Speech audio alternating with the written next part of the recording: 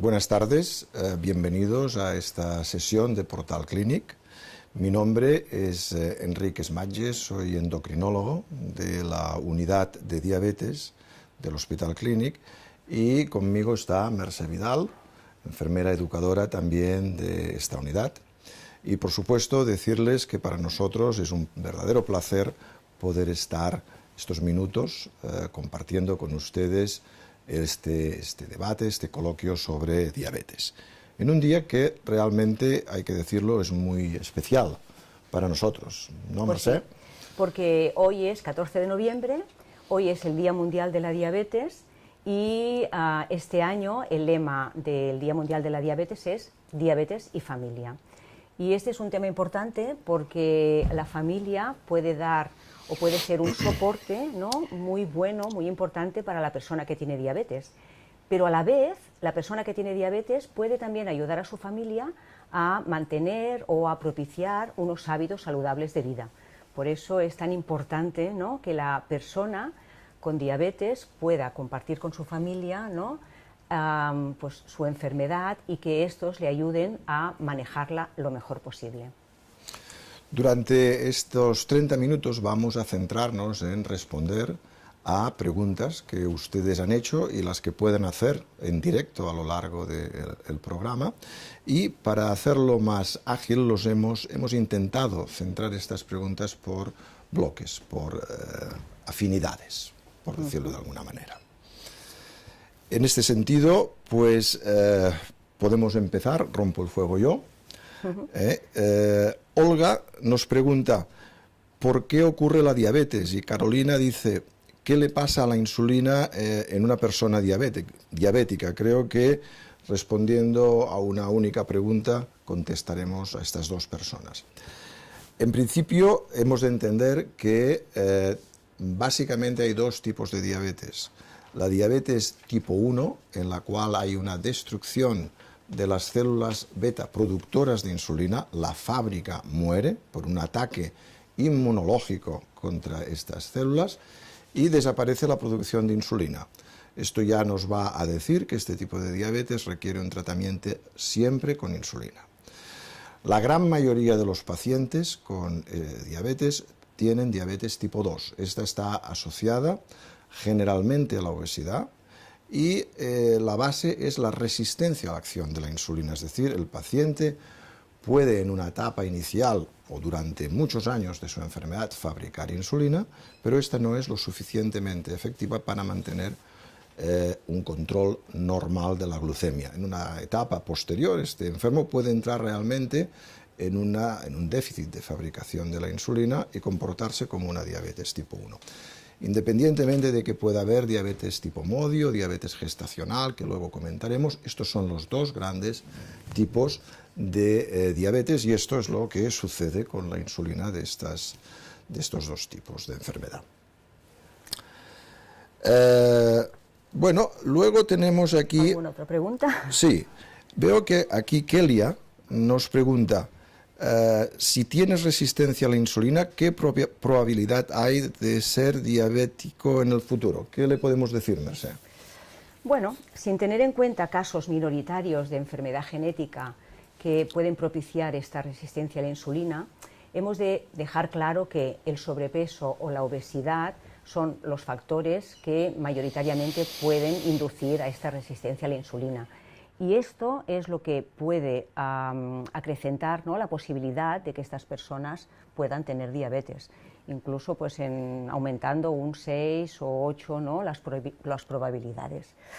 ¿Y cuál es la mejor prevención para esto? Pues intentar, ¿no?, reducir peso, reducir este sobrepeso, esta obesidad, manteniendo unos hábitos de alimentación saludables y sobre todo propiciando la actividad física de todas las personas para que puedan, dijéramos, evitar, ¿no?, esta propensión a ganar peso y esta posibilidad de tener resistencia a la insulina.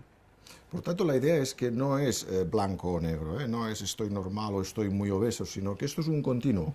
Al ir ganando peso, vamos aumentando el problema discretamente, pero lo vamos aumentando. Muy bien, pienso que ha quedado claro. Centrándonos en diabetes tipo 1 ya, hay dos preguntas ligadas con la preocupación por la transmisión de la enfermedad.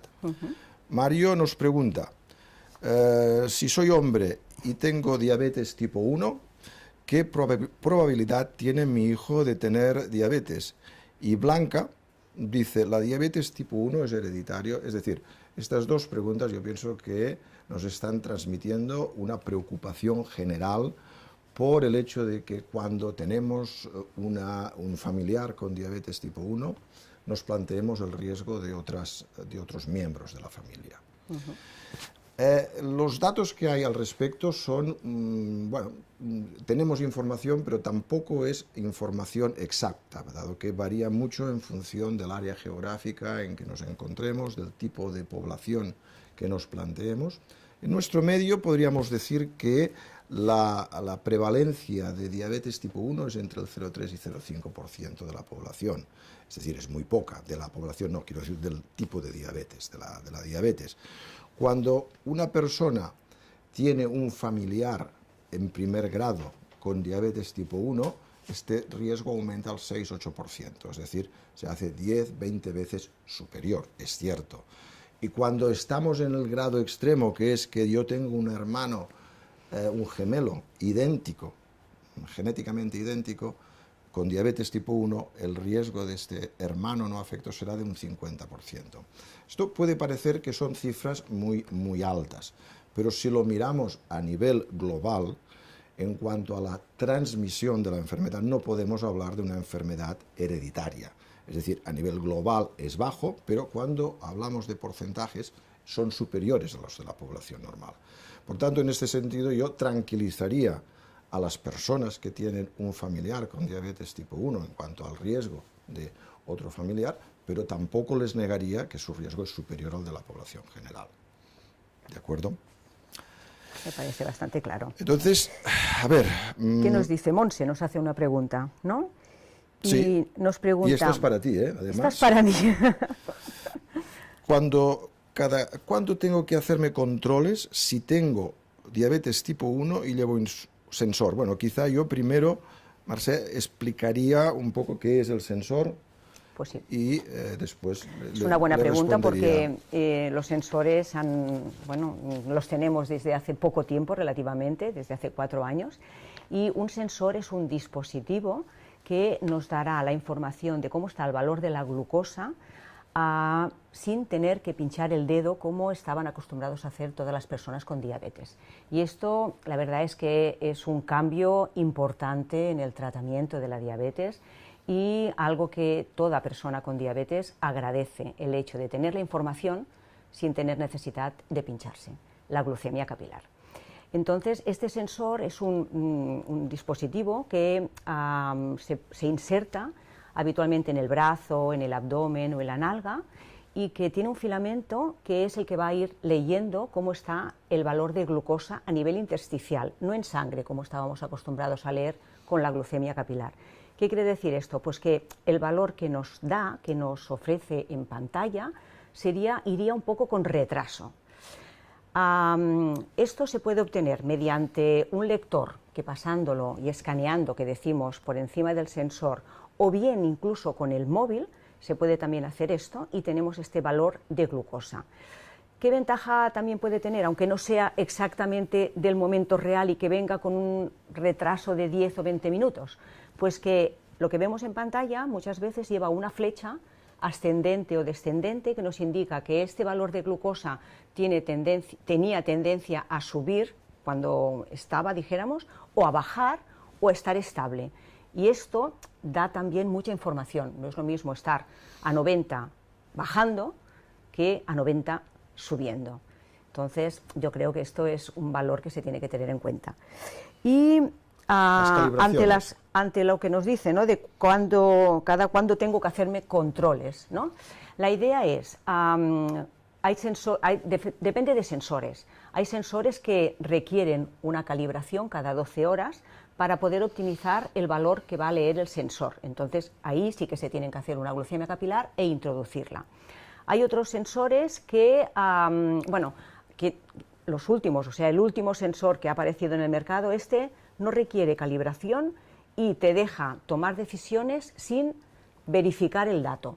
pero la mayoría de los sensores que tenemos requieren o bien calibración o bien verificar el dato cuando uno va a tener que tomar una decisión. Por ejemplo, si se ve en la pantalla que marca un valor bajo y aquello nos tiene que indicar que vamos a tomar un suplemento tipo zumo o azúcar para remontar este bajón, pues entonces tendríamos que hacer una glucemia capilar para estar seguros. Oye, Mercedes, ¿y te avisan los sensores cuando estás alto o bajo de azúcar? Algunos tienen alarmas y esto va muy bien porque entonces uno puede, mediante la alarma, saber, ¿no?, en qué valor está y poder actuar al respecto, haciendo lo que decimos. Si va a actuar, hacerse un control previo de glucemia capilar. Hay otros sensores que todavía no te dan la alarma, ¿eh? no te avisan, ¿vale? Pero bueno, la tendencia, es la tendencia, y es tendría futuro, que ser por allí. Muy bien. ¿Qué más? ¿Qué más tenemos por aquí? Hay una pregunta muy interesante que hace Diana y dice, si tengo diabetes tipo 1, ¿tengo que preocuparme por las complicaciones? Claro, este es un concepto importante. Las complicaciones no están ligadas al tipo de diabetes. Las complicaciones están ligadas al control de la diabetes. Es decir, sabemos que tener el azúcar alto por diferentes vías va a generar complicaciones. Esto es así.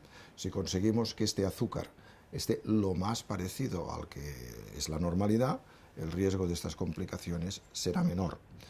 Hoy en día sabemos también que las hipoglicemias, las bajadas bruscas de azúcar en sangre, condicionan un riesgo de complicaciones en la diabetes. Es decir, no solo es el estar alto. Este es un concepto que hay que tener muy en cuenta, que la variabilidad, las oscilaciones en el control son también muy importantes. Y entonces, yo en la historia de las complicaciones me gustaría dar dos mensajes claros. El primero es que es fundamental su detección precoz. Hemos de tener un buen esquema asistencial que permita que nosotros detectemos las principales complicaciones a nivel oftalmológico, retinopatía, a nivel renal, a nivel vascular periférico, que son los grandes problemas, de manera precoz. Y esto simplemente es hacer exploraciones de manera reglada en unos tiempos concretos. El enfermo ha de saber que tiene que ser explorado oftalmológicamente, que se le ha de mirar su función renal y el médico es el encargado de decidir cuándo. Pero, en cierta manera, el enfermo también tiene una cierta responsabilidad de conocer esto. El segundo mensaje que quería decir es que la historia de las complicaciones en diabetes, que es el gran tabú, la estamos escribiendo ahora. Nosotros vamos a ver dentro de 20 años las complicaciones que tienen los pacientes, los enfermos que ahora desarrollan esta enfermedad. Y estamos padeciendo los problemas y las consecuencias de 20 años atrás, de cómo se manejaba la diabetes, que era completamente diferente que el de ahora. Y por último, simplemente decir también que en cuanto a las complicaciones no hemos de centrarnos solo en el control de la glucemia, sino que hemos de tener en cuenta que la presión arterial, el tabaco, el colesterol son tan o más importantes que la propia hiperglicemia. A mí que también me gustaría añadir un tercer concepto, y es que la educación terapéutica en diabetes, que es un proceso en el que se propicia que el propio paciente pueda automanejar el control de su enfermedad, también ha ayudado, ¿no?, a que tomen decisiones consensuadas y con criterio para poder mejorar el control y evitar estas complicaciones que pueden aparecer en un futuro. O sea que es también un marco, ¿no?, en el que esto se tiene que tener en cuenta. Muy bien. Pues, Doctor Smaches, Irene pregunta, si tengo diabetes tipo 2, ¿mis hijos también pueden tenerla? Bueno, pues sí, pueden tenerla evidentemente y el riesgo está aumentado. Hay estudios que dicen que un 30%, que hay un 30% más de riesgo de tener diabetes tipo 2 si tienes un familiar en primer grado que la tiene. Pero claro, yo pienso que aquí, más que el riesgo por una causa genética, la diabetes tipo 2 es poligénica, es decir, tiene afectación de diferentes genes que no conocemos bien y que pueden condicionar esta enfermedad. Pues más que esto, yo creo que están las causas ambientales. En una misma familia, pues muchas veces se comparten hábitos de ejercicio, de dieta, etcétera, que pueden no ser saludables y dar lugar a una diabetes tipo 2. Si compartes esto, compartes el riesgo. Esto sería lo que sería la epigenética, es decir, cómo factores ambientales pueden manipular, pueden cambiar la expresión de determinados genes que ya tenemos. O sea, en este sentido yo le diría, vamos a ver, si tú haces ejercicio, te mantienes con un peso bueno, pues tu riesgo va a ser parecido al de una persona de una familia sin diabetes tipo 2. Importante. Bueno, a ver, aquí hay una pregunta que es muy de la educación diabetológica, que la hace Nuria, y que dice, ¿podéis dar algún consejo para una persona con obesidad y diabetes que tiene que comer fuera cada día? Bueno, claro que sí. Cosa que pasa mucho con es algo el muy mundo real. laboral, el mundo que se estudia, Y etcétera. que uno come fuera muchas veces y que tiene que ir a comer al restaurante y esto, quieras que no, pues bueno, conlleva un cierto deterioro, ¿no?, en el seguimiento dietético. Pero ahora hay muchas opciones y lo que le podíamos decir a Nuria es de que lo que sí que se puede hacer es, por su obesidad sobre todo, pues saber escoger alimentos que no tengan muchas calorías. Y esto pasa pues por tener un gran abanico de ensaladas, ¿no?, y que pueden ser muy variadas, ¿no?, la base verde, y después pues añadir pues todos el tomate, la cebolla, condimentos que serían también vegetales, y que esto puede irle muy bien. Saber que después pues el segundo plato, que aquí siempre hacemos pues con carne, pollo, pescado, esté cocinado pues de formas que no requieran rebozado, sino a la plancha o al horno, y eso también es algo que tiene que tener en cuenta. Que varíe mucho, o sea, que no se quede comiendo siempre lo mismo, porque en la variación está el disfrute de las comidas, y esto es muy importante cuando uno también come fuera de casa cada día. Y que después, cara a la bebida, pues que sí hay que tener en cuenta de que, claro, lo mejor es el agua, esto sería para todos, ¿no?, o las bebidas light, y que intente, sobre todo, reducir aquellas bebidas que llevan alcohol. Pero se puede disfrutar de la comida haciendo una comida saludable. Muy bien. Bueno, vamos a ver. Bueno, aquí también preguntan ¿Sí? una cosa, ¿no?, importante sobre un tipo de diabetes del que a lo mejor no hemos hablado, y es que María José nos pregunta sobre la diabetes tipo MODY. ¿Qué podemos explicar? Bueno, este es un tipo de diabetes menos frecuente que la diabetes tipo 2, de hecho es el 5-10% de los casos de diabetes, que es ni más ni menos que una diabetes, que es lo que representa las siglas MODY, una diabetes del adulto de aparición en una persona joven. Es una diabetes que está causada por la afectación de un gen, y estos están bien identificados, y que puede producir una alteración en la síntesis, en la secreción o en la acción de la insulina. Es un tipo de diabetes que suele aparecer a partir de la segunda década de la vida. Hay algunas de estas enfermedades MODY que simplemente no hay que hacer nada, se mantienen con un discreto grado de hiperglicemia durante toda la vida. Otras que pueden ser tratadas o deben ser tratadas con hipoglicemiantes orales, y otras que requieren insulina. Y todas ellas, o la mayoría de ellas, pueden hacer complicaciones igual que como una diabetes tipo 1 o tipo 2 si existe un grado de hiperglicemia importante. Por tanto, creemos que hay muchas personas, o pueden haber personas con diabetes tipo 2 que tengan algún tipo de diabetes tipo MODY no diagnosticada correctamente. Esto es una cosa que estamos pues aprendiendo cada día de las investigaciones que se hacen y de la clínica. Bueno, continuamos y Mercè, Juana nos hace una pregunta que pienso que puede interesar a muchas personas en estas fechas, ahora que se acerca Navidad. Ella nos dice, tengo diabetes tipo 1 y me trato con insulina. No como dulces, pero en Navidad me gustaría comer un poco de turrón, por ejemplo. ¿Qué hago? ¿Cómo lo hago? Me parece una excelente pregunta y te felicito, y Joana. Tópica, tópica además. Claro, porque ahora nos estamos acercando también a la Navidad y es importante, ¿no?, saber cómo tenemos que planificar, ¿no?, estos extras, ¿no?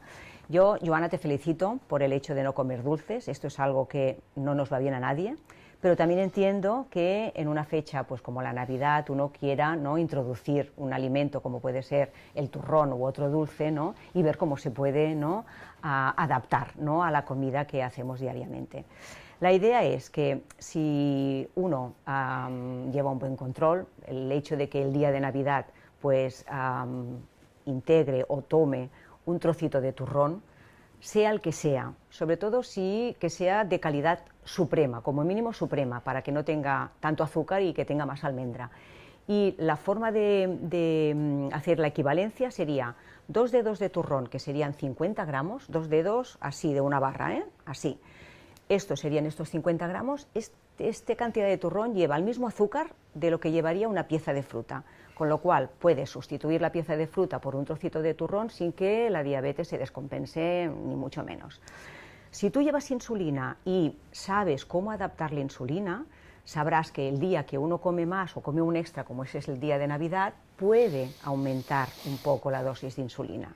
Y eso también se puede hacer, ¿por qué no? Muy bien. Pues le has alegrado las Navidades Hombre, a Juana. a Juana y a las personas que también lo quieran hacer. Yo siempre digo también de que más vale un trocito de turrón bueno el día de Navidad que comprar estos turrones que están clasificados como aptos para diabéticos, que no dejan de tener azúcar igualmente y que ya no se hace el extra un día, sino que se ha de hacer 5 o 6 veces hasta que uno se acaba la barra de turrón. O sea que más vale hacerlo bien un día que no repetir muchas veces. Perfecto. Bueno, vamos continuando, que se nos acaba el tiempo, y tenemos unas preguntas en relación a diabetes gestacional, es decir, aquella diabetes que aparece durante el embarazo y que se suele solucionar después del parto. Y tenemos una primera pregunta de Carolina, que nos dice ¿por qué aparece la diabetes en embarazadas? Yo, sinceramente, le diría que esto es un cambio, es una alteración que se produce por un cambio hormonal derivado de la secreción de hormonas por parte de la placenta, hormonas que generan resistencia a la insulina y generan hiperglicemia. Por tanto, es la exageración de un fenómeno fisiológico que le pasa a toda mujer cuando queda embarazada. Es importante diagnosticarlo de manera precoz. Para esto hay una prueba de screening entre la 24 y la 28 semana, el test de O'Sullivan, dando una pequeña cantidad de glucosa y determinando la glicemia a la hora. Importante detectarla para tratarla y evitar complicaciones en el neonato. Y en este sentido hay varias preguntas y María José nos dice cuáles son los niveles óptimos de glucemia durante el embarazo y cuáles son peligrosos. Es decir, aquí ya hemos hecho el diagnóstico y estamos tratando a esta persona.